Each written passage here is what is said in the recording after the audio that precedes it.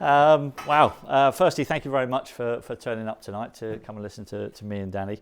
I can't tell you how amazing it is to step into a room knowing that people don't think you're fucking mad.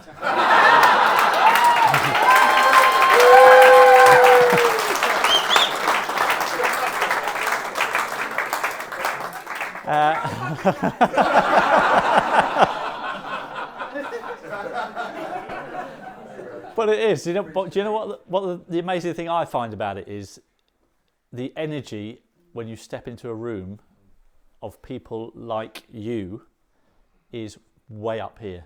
You know, I can walk into a room and I've got to a stage now where, you know, we talk about intuition and things, and you kind of, when you meet somebody, you know pretty much within the first 30 seconds whether you're going to like them or not. I kind of get that feeling now, and I can almost tell now, and it's really odd, within about a minute of talking to someone, I pretty much know if they're jabbed or not. It's fucking amazing.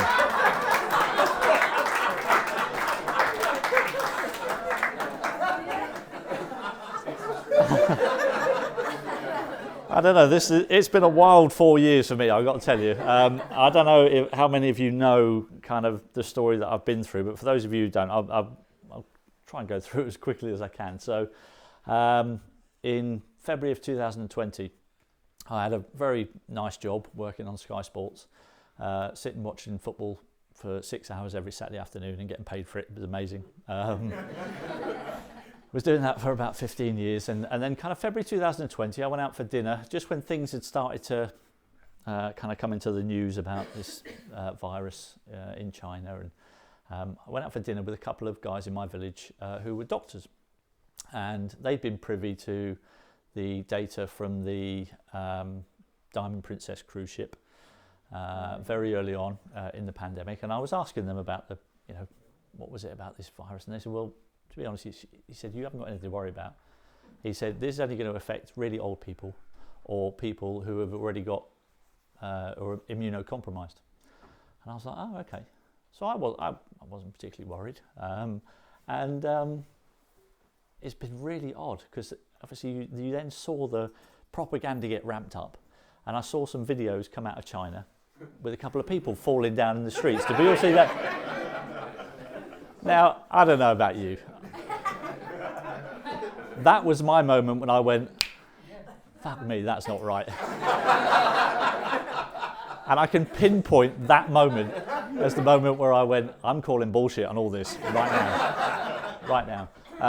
And so the propaganda gets ramped up, and you start talking about going into lockdowns and everything. And obviously, I'm working on the mainstream media, and I was quite vocal on social media talking about the government and why are they doing these stupid measures, and obviously this wasn't going down very well with my employers because I was criticising the mainstream media, and there I was working in it. However, I was in the sports department, Sky Sports, so I didn't think that really had anything to do with Sky News because I was slagging off Sky News something rotten on my social media. I mean, from a career point of view, it probably wasn't the best thing I could have done. But and to this day, I don't have a single regret about calling out the mainstream media because they have been disgusting and a massive part of what we've been through, in my opinion.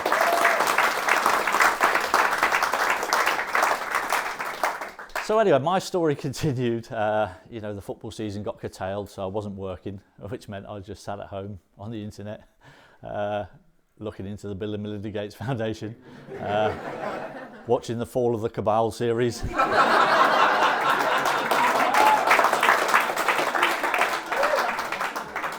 Obviously, I had too much time on my hands, and I watched the whole fucking lot in one go because I was transfixed. Right? I was like, everything that I'd ever thought of. I'd always been a little bit suspicious of politicians and all that shit. 9/11 dodge. Always been a bit suspicious of that, and it was just like all these things coming, and the Fall of the Cabal. And I'm watching this series, and I'm going, oh my god. I thought it was bad. It's fucking way worse than that. and so I was like, what can we do about this? We've got to do something. We can't just sit here and do nothing. So there I was on my social media. My 500,000 Twitter followers were getting it full throttle. And this is when I came into contact with, probably for the first time in my life, really, I experienced the social media pylons, and I started realising that, okay, some people don't like what I'm saying here. Just guessing. I reckon about 95% of my posts in those early days were basically slagging me off, conspiracy theorist, all the usual nonsense that we went through. And about 5% of people were going, oh, well done, well done. And I was like, okay.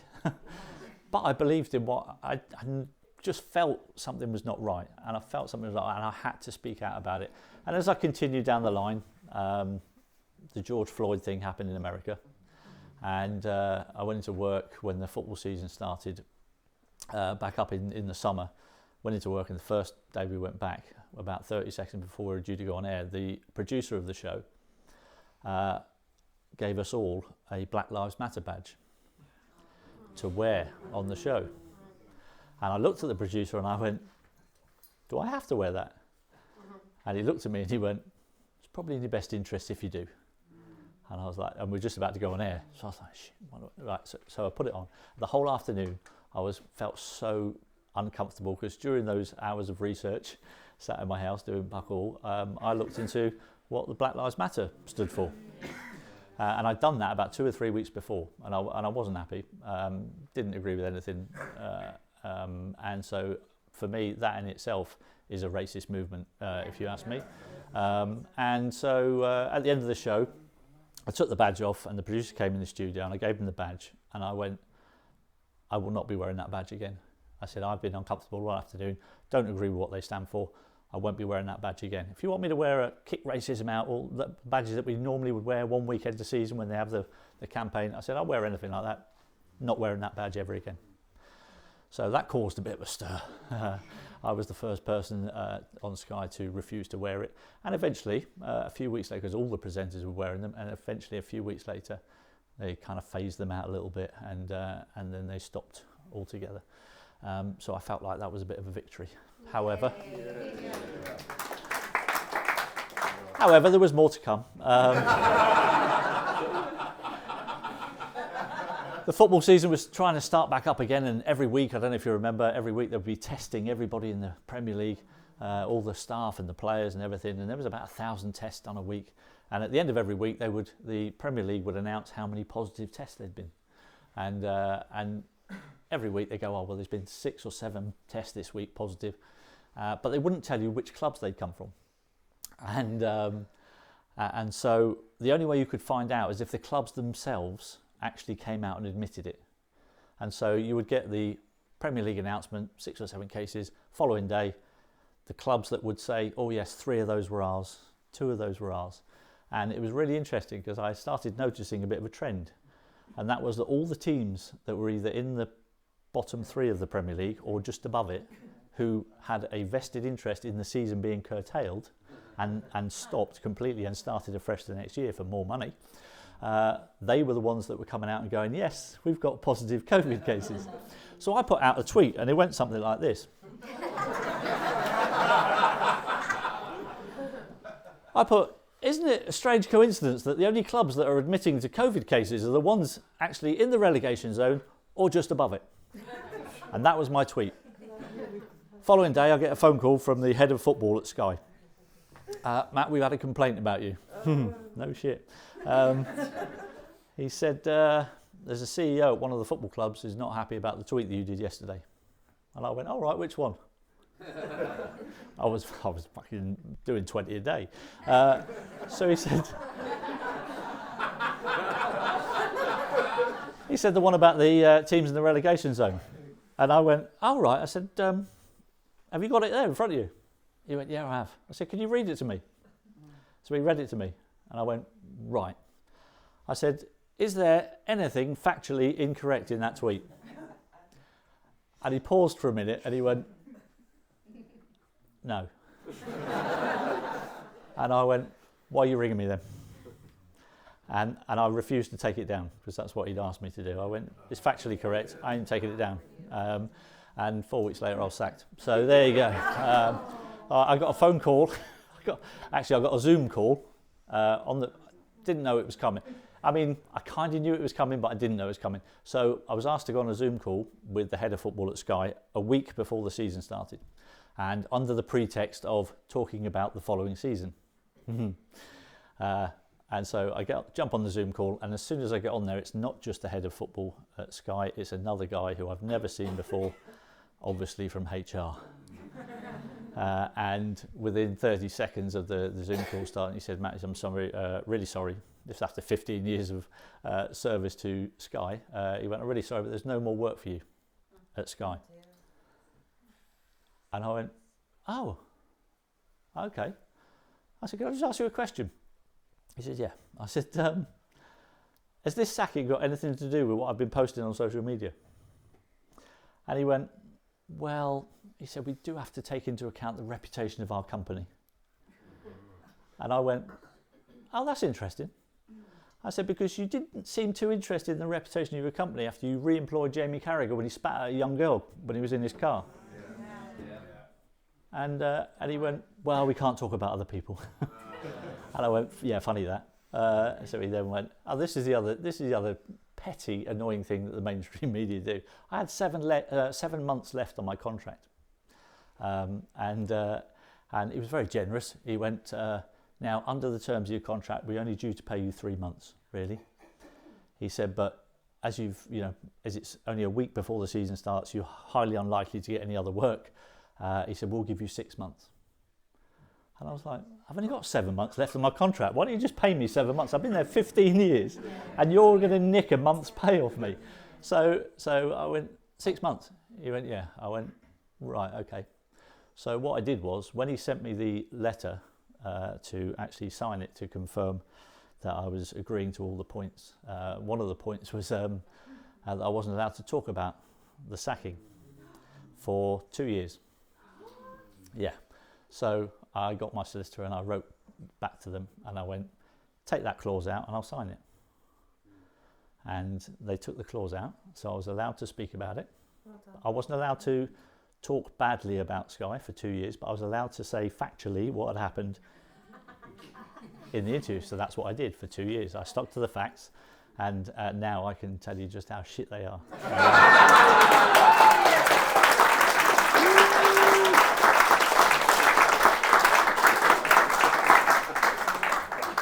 So the great thing about that was, obviously, I waited to send my solicitor's letter back to them just long enough so that the next month's wages were paid into my account. And then I got the last 6 months of my contract, so bollocks to them. So that was the first battle. Anyway, I was out of work. And then, obviously, this is August 2020. Get the timelines right. So now we are heading towards the vaccine rollout, the miraculous jibby-jabby that is going to save the planet, which was developed in a staggering 9 months. Amazing. Now, this was the next thing that I became a little bit outspoken about, and I basically told everyone that I wasn't going to take it very early on because, and my reasoning for not taking it, and I never said I would never take it full stop. I didn't go that far because I didn't want to be backed into a corner. So I said, I'm not going to be taking this vaccine because there's no long-term safety data on it. And until I've seen that long-term safety data, I ain't putting that in my body. And that was my stance right from the get-go. And 3.5 years later, I'm still not regretting that decision.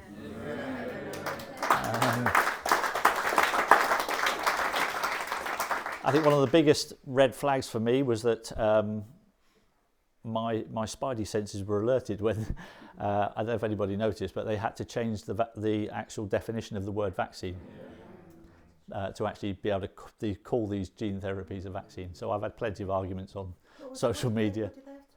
They had to change the definition of what a vaccine was for this vaccine to be able to call it, also for the gene therapies to be able to be called a vaccine. So they had to change the definition because this gene therapy did not match the dictionary definition of 2020. So that's what they had to do. And that was when I went, No, not for me, thank you.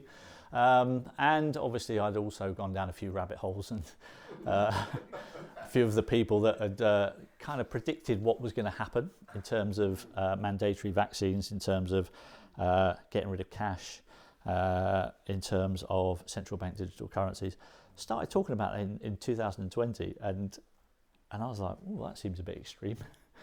And then as the time was going on, I'm going, okay, now he was right. He was right about that. He was right about that. Hang on a minute. So I was all in. And yeah, at one point, I'll be honest, my family did think I was mad. I was just talking to Danny about that just now. They actually called a family Zoom meeting. Anyone else have one of them? Fucking hell. A family Zoom meeting to discuss my mental state, apparently. So that was interesting, and apparently I did give a wrong answer to a question that I was asked by my family when they said to me, would you rather save just us or 7 billion people on the planet? Apparently 7 billion people on the planet was the wrong answer. I don't know. Don't get me wrong, I love my family.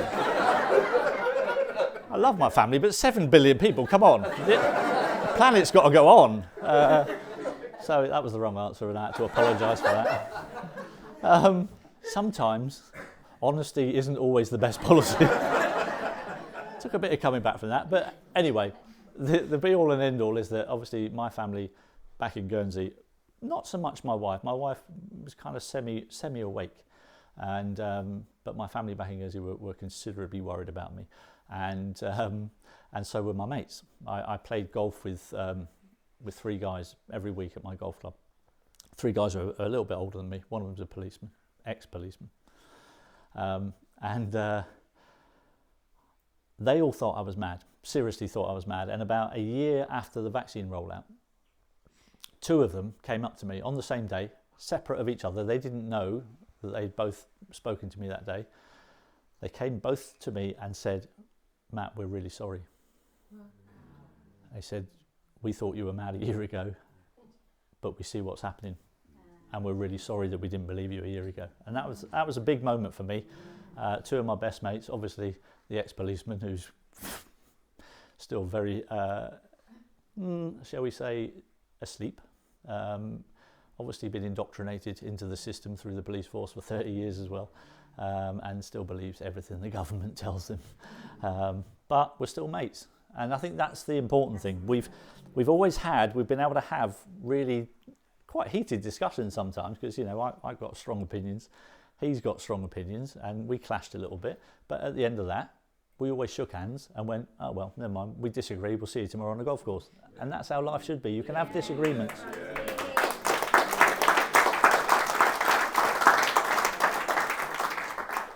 Definitely what I found is you're not going to be able to save everyone. I think that's the big message. I think a lot of times people don't respond well to facts. They're very emotion based in what they believe in, and facts do not get through.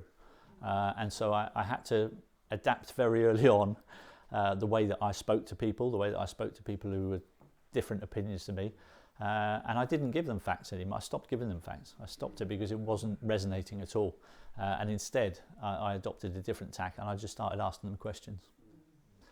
I asked them questions which made them feel very uncomfortable. And not always did they reply straight away, but the seed had been planted, and when they were at home, sat on their own, thinking about it, maybe they just thought a little bit about what the question and the answer to that question might be. And I found that was a much better way and a much less confrontational way to try and get through to people. Because, you know, we've all had instances in our lives where we've completely disagreed with somebody, and you know you're right, or you feel like you're right, and you feel like you've got the fact on your side, but it just doesn't get through. And sometimes we just have to try and change tack and use a different tactic to get through. You know, maybe I learned that from my football days. You know, one thing isn't working, you've got to try a different trick to get past somebody. You know, he might be quicker than you, so try a different way. And that's kind of what I found early on. And It's been an incredibly rocky journey, but I can tell you now, stood here in 2024, that now the stuff that I post online now, when I told you before was 95% negative in response to me, that has flipped around. Completely flipped around to 90% in my favour now. 90%.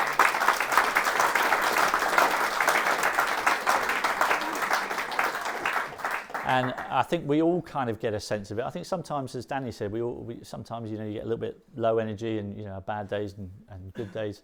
But I think I also have a sense that the tide is turning and that we are making a difference. I've found one of the greatest things that I found during the really dark days, when they brought masks in and everybody had them on. I took great delight in walking into a shop, the only one without a mask on, and I walked in with the biggest smile on my face. I couldn't have been nicer to every fucker in a mask. And I let them see just how good their life could be if they were like me.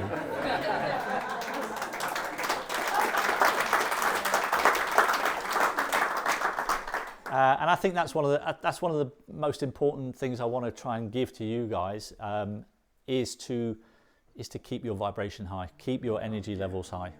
Don't let the bastards grind you down. It's one of my favourite sayings. I will never let them grind me down. I've been at this for 4 years now, taking abuse left, right, and centre on social media, and to this day, it's water off a duck's back. They will never ever grind me down. If they think that we're going to give up, they do not know how stubborn I fucking am. Ask my wife. She'll tell you.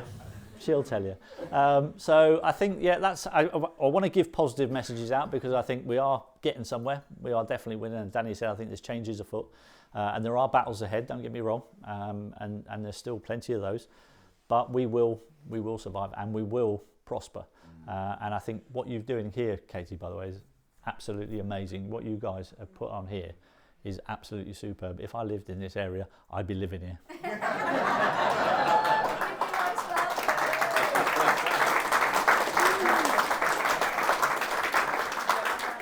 I mean, my wife might take a bit of convincing, I've got to be honest. But I definitely like the homeschooling thing. I think that, I've had several arguments with the wife about that, but my daughter's just kind of getting to the end of it, and I'm just hoping that we've educated her enough not to be taken in by the bullshit in mainstream schools. And we've taught her to think for herself. I was so proud of her. I think it was last year. She came back from school one day and she said, Dad, when the headmaster comes into our class, she said, we have to stand up. Yeah. And I went, all right, do you? She went, no.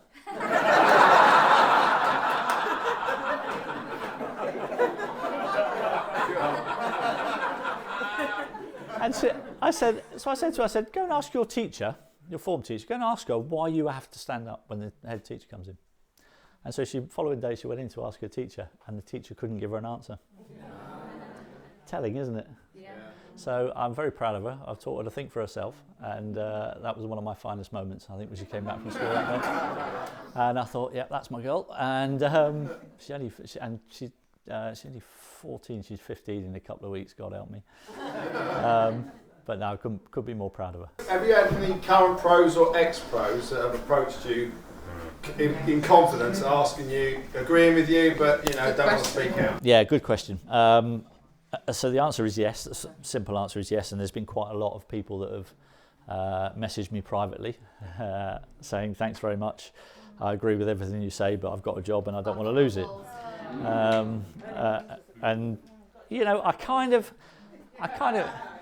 of get that way of thinking, but it wasn't for me. For me, this was a question of doing what's right. That's all it is, really. Doing what's right. Wanting to, as Danny said, leave a better place for your children to grow up in. And so for me, staying silent wasn't an option. I couldn't do that, but there has been plenty, and a lot of high-profile ones as well.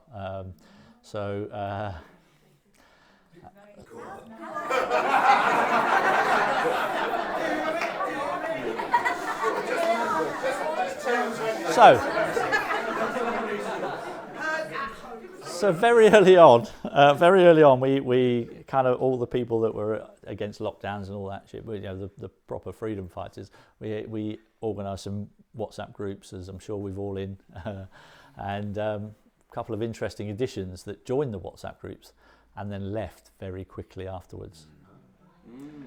So one of them I can tell you was Gary Neville,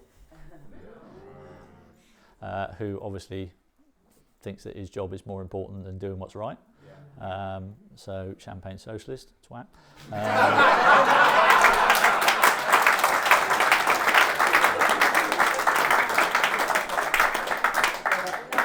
And the other interesting one, who had a massive reach in terms of social media presence, was Davina McCall, who joined and left very quickly. Obviously had their agents onto them, telling them not to be so silly, because obviously the agents were worried about the commissions that they were going to be getting, so they were talking their clients into not speaking out about stuff that they disagree with. And so there's been a lot, and I had an issue with I didn't speak about it in the chat just now, but I think we all noticed a lot of professional sports people after the vaccine rollout started having heart problems on pitches and medical emergencies in the crowd at football matches. So I was calling for an investigation because I could see a huge rise in the amount of incidents that were taking place. I had 17 years as a professional footballer, and I never saw one person in 17 years have a heart issue on the pitch or in training. That's 5 days a week for 17 years. Not one. With the jabs themselves, would it be a club doctor that would administer it, or would it be external? It was probably the club doctor, although I don't know for sure. I know that the physios and the doctors were heavily coercing the players to get jabbed. What about the actual passports themselves, for them to play abroad and all that sort of stuff? Well, it was quite telling actually. In pre-season of 2021, I think it was, 21-22. So most clubs would go abroad for a pre-season tour. And it was quite interesting. If you knew your football and you followed those tours, quite a lot of players missed those tours because they couldn't get into the countries where they went because they weren't vaccinated. I played golf with two current Premier League footballers in the summer of 22, I think it was. I mean, the last 4 years has just scrambled him up. But I spoke individually with both of them on the way round. They were at two separate football clubs, and both of them told me that, given that the media were telling us that 95% of the players were vaccinated, or in Jurgen Klopp's case, 99% of the Liverpool players, both these players said to me it was about 50-50 in their change rooms. That's very different to what the mainstream media were telling us. And we were told so many lies about the amount of people that were vaccinated they just tried to make you feel like you were in the tiny minority and you were mad. But they obviously didn't. And you could get a lollipop if you had one. And you could get a lollipop or a donut or a prostitute in one country, wasn't it? Couldn't remember what country, otherwise I'd have fucking gone. So anyway, sorry, my last point on that is I put together a letter with Dr. Claire Craig, Asim Malhotra helped me with it. We put together a letter to send to the PFA and the FA to call for an investigation as to why people are dropping down on the pitch more often. And I text about 100 ex-footballers that were in my phone book and asked them if they would co-sign the letter with me. And there was only 2 of those players that said they wouldn't sign it. Would it? Oh, that's good. 98 went, yes, we've seen it and we want to know why. Who are the 2 that did? Who were the 2?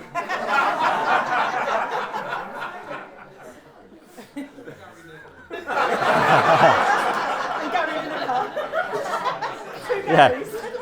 Funny enough, I didn't have Gary Lineker's number in my phone book. I don't know why. But one of them was still employed by a Premier League football club as an ambassador at Crystal Palace. And who was the other one? I think the other one was still involved as a coach at a Premier League club, so he didn't want to get involved. But 98 out of 100 I thought was pretty good. So yeah. So the letter was sent to the FA. We managed to get on the back of it a Zoom call with the FA and the doctor at the FA. They specifically said to me, you can have a Zoom call with us to discuss this, with Asim Malhotra on the call as well, because Asim had some data that had shown that there'd been this rise, and they said you can have a Zoom call with us on one condition: you can't talk about what's been spoken about in the call. So that's pretty telling in itself. So we had the meeting, we had the Zoom meeting, and Asim put his points across. The FA doctor had 2 cardiologists on their side to counter everything that Asim was saying. So it was all pretty cordial. I could tell that the cardiologists all knew each other. In fact, one of the surnames, I'm not sure if they were related, but one of the surnames of the other cardiologist was a Malhotra. But they all they'd obviously known each other. And so the meeting ended, and every time after that meeting I saw in the media any other footballer that had collapsed on the pitch, I would pop it in an email and send it to the doctor at the FA and just go, there's another one, there's another one. And in November 22, I had an email back after I'd sent another one of these things, and the doctor at the FA said to me, thanks for keeping us informed, Matt. As you know, which I didn't, as you know, professional footballers in England are no longer being advised to have any more COVID jabs. And I was like, well, I didn't know. Where was the announcement? You were quick to announce it when they were all having them, weren't you? But now you're advising them not to. Nobody said a dicky bird, except for this lady in an email to me. And I've got the email on my phone if anyone wants any proof of that. When they were talking about vaccine passports and not being able to travel without having vaccinations, I'd actually come to terms with the fact that I was never going to leave England ever again. The one question I get asked the most is probably from normies is when you try and tell them, they go, what can we do about it? And I'm like, well, there's 2 things you can do. I said, because you might think that you as an individual, by doing a little bit, is not going to make much of a difference. But if you do your little bit, and 7 billion of us on the planet all do the same, if we all say no, if we all do not comply, and we do not live our life in fear, we win all day long. And I think that's the message that I want to leave you with. Thank you very much.